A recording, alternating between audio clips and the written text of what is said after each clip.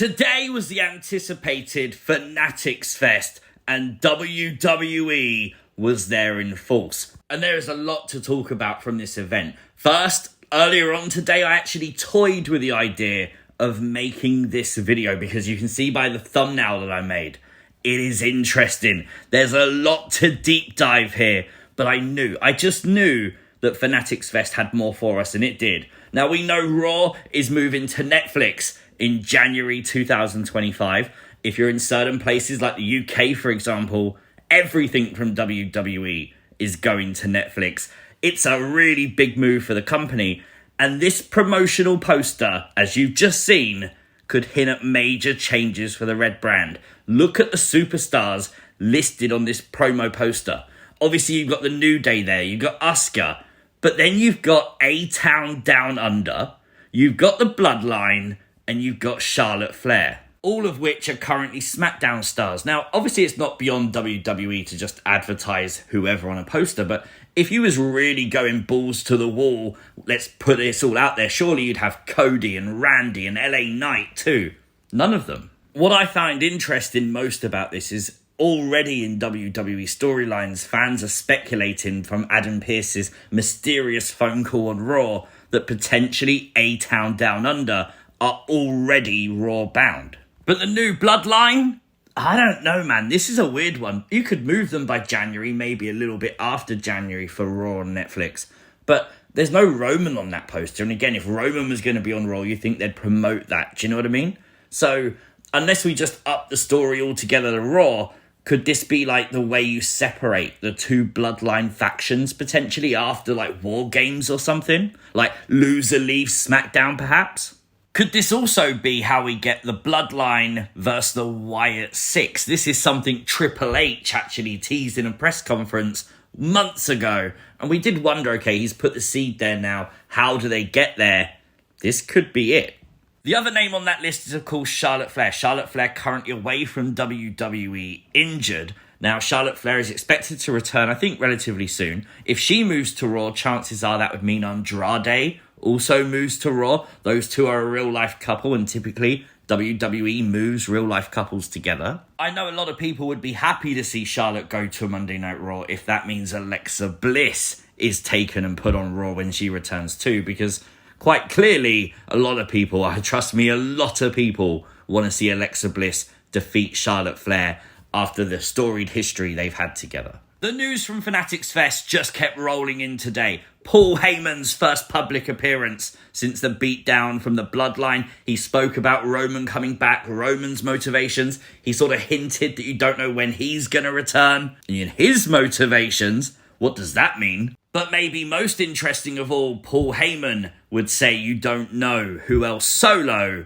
may or may not have in his back pocket. That is interesting because we're always talking now about the possibility of other people coming into this Bloodline storyline. Names are always thrown out there. We don't know who's coming in. We know someone's apparently been signed. I won't spoil that too much. But seriously, there is a lot that moves with this Bloodline storyline. And Paul Heyman teasing this tonight, it feels important. It feels like that's newsworthy, you know? Especially the line, may or may not have in his back pocket. Because don't forget, throughout this story, Paul Heyman's always given us little hints of things to come. And this is something I think we could pay attention to. Are we going to get someone who we think is on Solo's side, who we think is in Solo's back pocket, and then it turns out they're not, and maybe they're in Roman's pocket? Maybe? As mentioned, there was a lot going on at this Fanatics Fest, but I think one of the things we have to talk about is the fact that Jey Uso has a blue Ulafala. That seems really significant with the entire Roman Reigns Bloodline storyline revolving around Roman's Ulafala. WWE would make extremely positive headlines today, though, from Fanatics Fest. This courtesy of Fox News, and they report that the WWE exhibit, where fans could walk out of a tunnel to their favourite wrestlers' music, was by far the most attractive at the entire convention. They then go on to say of all the legendary athletes and Hall of Famers in attendance Saturday, the only group that sold out photo ops and autograph sessions was the WWE stars. That is genuinely incredible. Rey Mysterio was billed as having a mystery tag team partner announcement tonight, and it was Travis Scott. This just seemed really random. I think everyone was expecting this to be Bad Bunny, but Travis Scott. But yes, indeed, they also gave CM Punk a live microphone at Fanatics Fest. And after he was done showing off people's babies, that's right, fans wanted him to hold up their babies on stage, and he did. CM Punk would talk about AEW. Now, he was asked the question, that's why he spoke about it.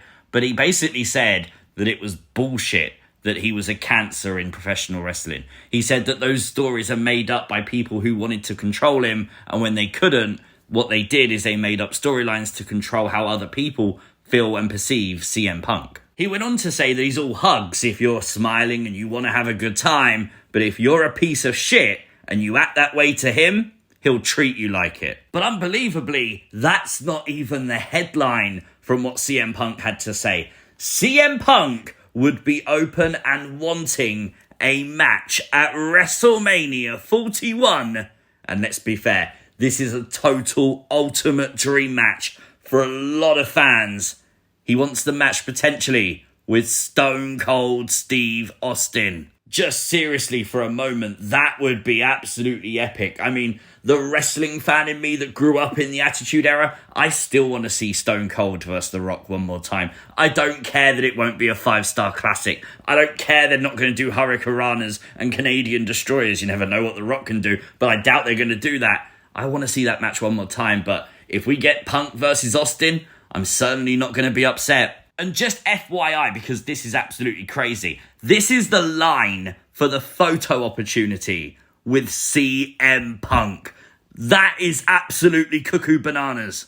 But I have to mention, while the Punk versus Austin match is still just like fantasy booking at this point, maybe it's not too far away from fact, because just yesterday it came out that Stone Cold had actually announced that he wants to be at WrestleMania 41. So could everything actually already be in place? Now, I hope you can see why we had to make this video tonight. There's a lot to digest from Fanatics Fest from WWE. And it's still going on tomorrow. There's still more apparently planned, so that could be interesting too. Let me know all your thoughts in the comments section down below. Like the video and subscribe to the channel if you're new. I'll catch you next time.